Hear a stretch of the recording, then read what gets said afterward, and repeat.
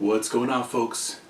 Today I'm going to show you 3 old school alternatives to your Keurig machine. Everybody nowadays has a Keurig machine. The single serving coffee maker, the really convenient single serving coffee maker that gets moldy, gets dirty, and it breaks a lot. These are 3 alternatives that you should have around the house if you like coffee, just in case your Keurig machine does not work right, or just in case you need to brew several cups at one time. Whoa. Unfortunately, nowadays we're living in that single serving lifestyle where single is the new married. I'm going to show you these 3 alternatives, and then the last one is going to be the one that I prefer to use. The first alternative is the pour over method.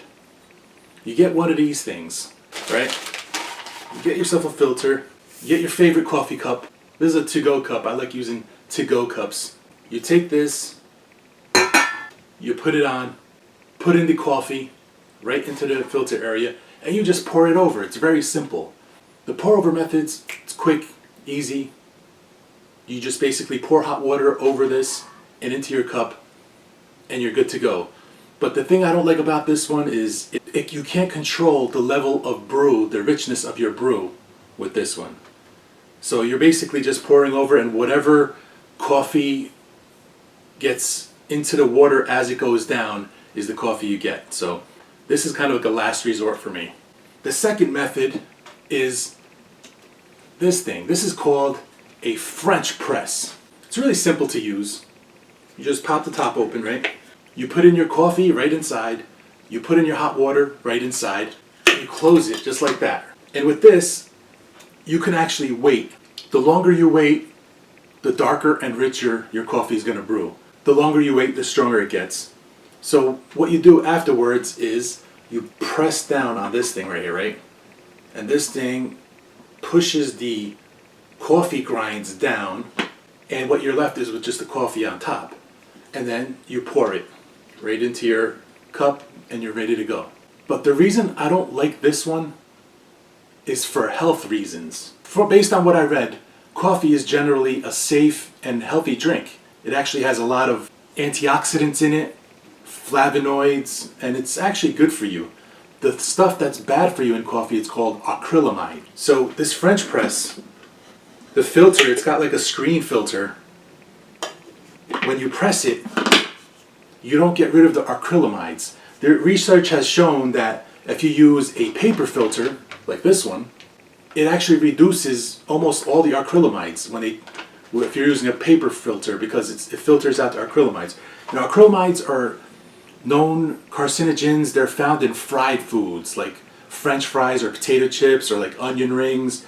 Anytime you fry a carbohydrate, it produces acrylamides, and you want to avoid acrylamides. So that's the reason why I don't use this. I might use it once in a while when I would want a really rich cup of coffee, but this is not my preferred alternative to a Keurig machine.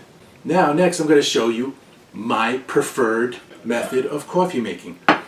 I think they call this an emulsifier. I think it's called an emulsifier. It's basically, it looks just like one of these pour overs, like this pour over thing. It looks similar to it, except there's a little switch on the bottom that says open and close. Like you open, right now it's closed and open, right?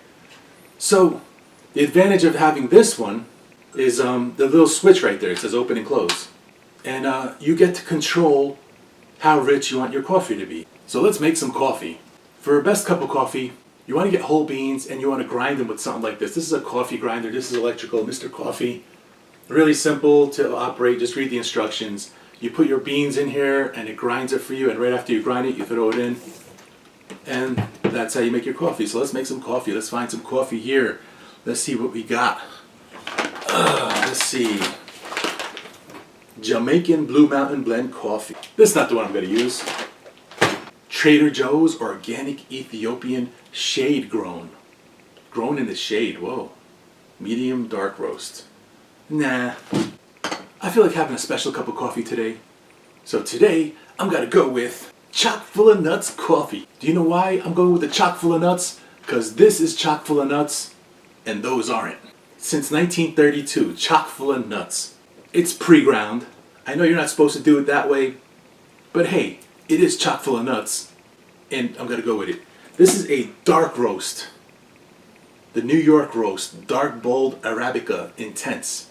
A lot of people think that a dark roast coffee has more caffeine and it's stronger, but the opposite is actually true. The darker your coffee, the less the caffeine in the coffee, and also less acid. If coffee sometimes gives you a little heartburn, you should try switching to a darker roast, because darker roast coffee has less acid and actually has less caffeine. So a darker roast coffee is actually not as strong as the lighter roast. That's a little known fact for you. So let's make some chock full of nuts coffee. I think I got it for like $2.50 on sale at ShopRite, because I'm a coffee snob. I think the measurement is like a tablespoon for every 6 ounces. I think I got like a 20 ounce here, so I'm just gonna eyeball it,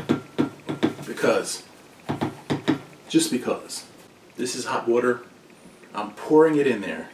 But first I want to make sure that my emulsifier, I think it's called a coffee emulsifier, you make sure it's in the off position, right? And then you fill it up. You have your filter in here and you just you fill it up, make sure all the grinds are submerged in water. This came with a lid. I lost the lid, so I just use a plate to compensate. A plate to compensate. Wrapping over here. So you just wait. I like to wait like maybe 2 minutes. What do you want to talk about for the next 2 minutes while I wait for this thing to brew? No, seriously though. I mean, Keurig machines, I don't really hate Keurig machines. I think they're actually a cool device. But these are just alternatives. In case your Keurig machine breaks, it's good to have these things around. And another thing with these alternatives is if you wanted to make several cups of coffee at once, you could. You just put a lot more coffee in it and you put this thing over your favorite pot. Your coffee pot or whatever you're going to hold your coffee in. You just put this thing on top of it and you could, put extra coffee in there and brew several cups at a time. Taking the plate off, you can smell that coffee goodness. It's still up here, all the coffee, and then you flip the switch right here. Maybe you could hear it. Listen up for that thing. When I flip the switch, let's hear it. There you go. It sounds like I'm taking a piss. I'm not peeing. It sounds like somebody's peeing. Anyway, yeah, so you can hear it coming down and see all this coffee, because it's made a lot of contact with those bean grinds. It pulled all the coffee goodness out of it, and it's going straight into the cup. And I'm just going to continue to pour, get all these beans activated until I fill this up. Gonna add a little cream to my coffee. That's how I like it, just cream, no sugar. They say you are what you eat, you are what you drink. In just a few minutes, I'm gonna be chock full of nuts. That glimmer in your woman's eye when you tell her you're chock full of nuts. Priceless. Cheers. Happy brewing. Thanks for watching. I'll smell you later.